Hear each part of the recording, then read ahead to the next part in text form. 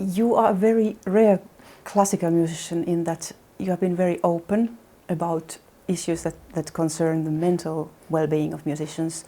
You have been exploring them yourself, and you have been active in raising awareness of this and openness, increasing openness in it. At what stage of your career did you start thinking seriously about these things? It has always been there somehow. I think the first time it became very conscious part of my development was when I was 15 and I met Gidon Krima, who was supporting me in that time, and he told me, Alina, you have to learn to carry your violin yourself. And my father was then teaching me and traveling with me and carrying my violin for me. And then he also sent me 2 books by Alice Miller, who was a therapist and who wrote books about the trauma of gifted children and how it actually affects us when we are being raised in a certain way, like we are very much supported or pushed into like we have a talent, and then we have parents or teachers who push us and support us into being successful with that, and what the danger in that, what it actually means to be a prodigy child. And in that moment I read those books when I was 16, and it really made me see my relationship to my father and to myself and to music in a new light. And that's where I started the journey. But now I'm 36, so it's been many years and a lot of processing, a lot of inner work, and I'm really grateful for this journey, and now especially grateful to be able to share it with other musicians and support other young musicians with the program that we have created. Was it a difficult decision for you to sort of make all this public? Because I think all musicians must fight with the same kind of fears and pressures and stress, but they keep it to themselves. So it's a very generous thing of you to share it with the community. I actually feel that this is part of a healing process for myself and also for the music world, because when I open up, other people open up to me. So when I talk about my history and my trauma, and I talk about my struggle, people trust me, that they are safe with sharing with me how they feel. And this is how I'm really inviting people into being authentic, into actually showing themselves. And I can see that creating a safe space, especially in the retreats we do and the workshops we do, creating that safe space for musicians to actually share with others what they have been struggling with or what they are struggling with, is such a huge support for them. Just this space to actually be allowed to show yourself and to be who you are with all that it means, not just the shiny, pretty parts and the functioning parts, but what's all the things that are underneath. And I, for myself, I'm experiencing so much more wholeness as a person in my private life, but also on stage, by being honest and authentic and transparent about my journey and my everything that I am. And I find that by showing more of myself and less of kind of images that I think people want to see of me, my playing becomes much more deep and authentic and expressive. So all in one, I feel it's only benefiting me and others to do that work. The core of your activities in this field is mindful music making. Could you tell me a bit more about that? So that is a program that I created together with 2 therapists, and one of them is a trauma therapist and one is a body worker.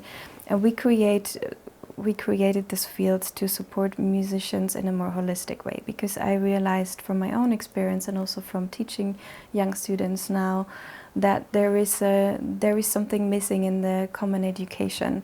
There is a lot of focus on functioning, very goal-oriented. They also focus on the technical aspect of the music and the musical, but there is not so much focus on the emotional and psychological part of what it actually means to become a professional musician, which is very highly demanding.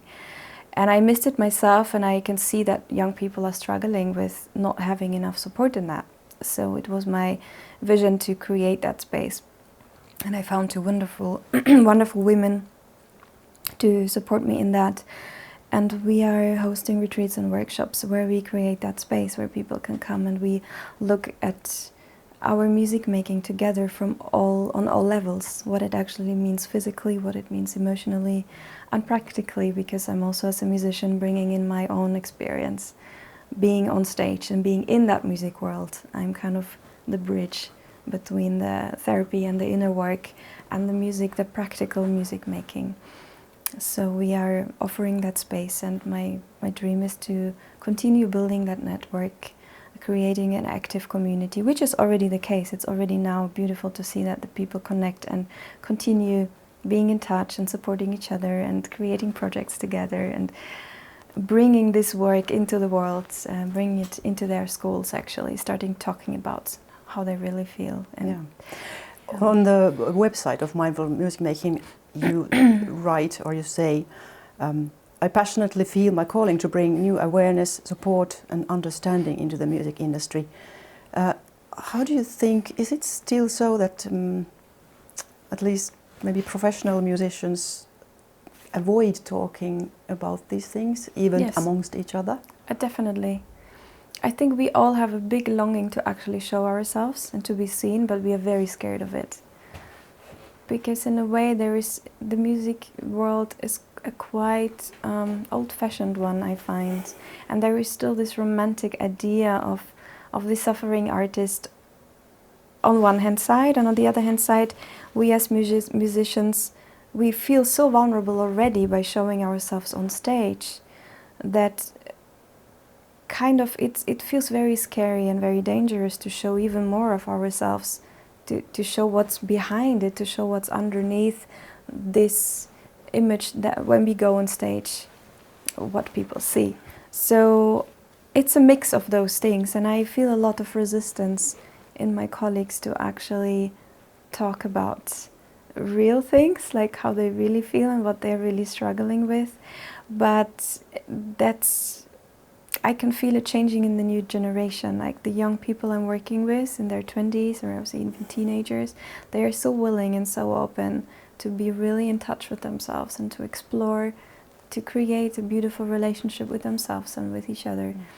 And I think it's a development that is happening in the world anyways, because there's so much pressure, so much going on in the world that we are overwhelmed and we are looking for stability in ourselves. And I think that's a beautiful movement that I would love to support. Yeah. What about the question of audience? Can the relationship of the musician towards audience, how he or she thinks of the audience, what sort of creature it is for her, him or her, can that have a role in feeling better as a musician and feeling better on stage and having a balance? Everything we think has an impact on how we feel. So if we think of the audience as something scary and dangerous and people who are actually judging us and just waiting for our mistakes, it's going to be a very scary experience to go on stage. And actually most of the pressure, the anxiety, the stress is happening inside. It's not happening because the audience is actually really evil and judgmental. Most people are just happy to listen to beautiful music, but many musicians have this fear that they are being judged. So that's also something we practice in the retreats. We practice to play for each other and to see how does it actually feel to know that there are people who are now only sending love and acceptance and appreciation, and to explore that. How does it feel? And to allow that in our perception field, because most people don't even allow that possibility. And so everything we think, if we think of the world as evil and dangerous, this is how our system will react, and then we will constantly be in a kind of fight mode and freeze and survive.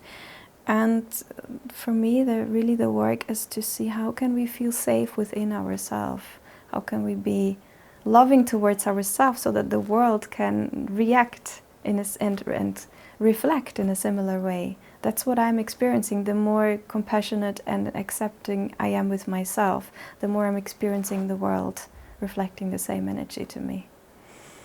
Okay, thank you so much for the words and this interview. Please enjoy your time in Helsinki. Thank you so much.